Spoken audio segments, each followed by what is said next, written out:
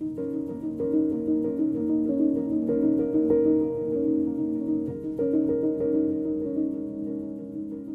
name's Kirsten Stanisich. I'm a director of Richards Stanisich, and this is Redfern Terrace, which is my home.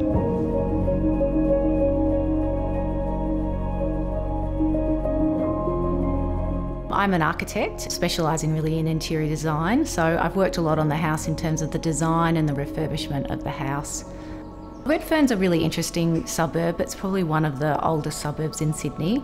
It's located really close to the city, but it's also got a really beautiful leafy outlook. We've got a lot of people walking around the street, so there is a sense of community, and I think that that's got a really great energy about it, and I think it's really important that you feel just as great inside your house as you do outside your house. I think the house does feel really calm. Home really needs to be somewhere that you can recharge, and it does have a tranquil kind of relaxed quality to it. I think the light within the house is quite unusual for a terrace. It feels fresh and it feels open.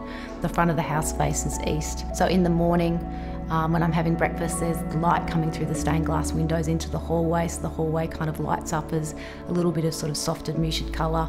Later in the afternoon, there's a lot of sun that comes through back into my dining space.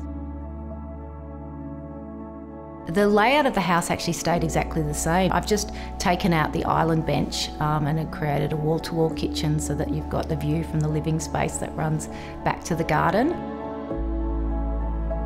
There is a sense of being inside the house and a sense of being outside the house. And although I haven't sort of finished working on the garden spaces, I think for a tight urban location, there's something quite beautiful about that really small scale experience of your outdoor space and how important that is for the light inside the house. There's a three-dimensional quality to the joinery externally. It's got the ribbed timber. So again, even when you're touching it, you can feel that three-dimensional quality to it. But it also has a little bit of a nod to that kind of Victorian era rather than having a really slick kind of built-in quality to it. I think one of the challenges is between, how much do you repair? There's already a patinaing to some of the finishes. There's funny skirting boards that don't line up. I think it's lovely just to say new is new and old is old, but have a conversation between the two elements together. I think that's its beauty as well.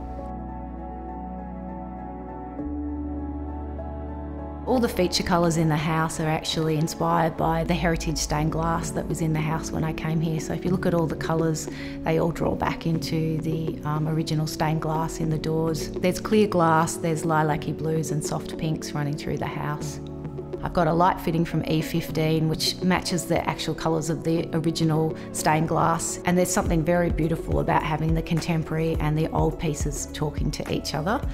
I think it's great to find something that works for you and look after it rather than necessarily feeling like you have to come into a space and always completely reinvent it. Great paintwork and joinery and stonework is what is important to me, and I guess that's where I see the beauty and that's what excites me.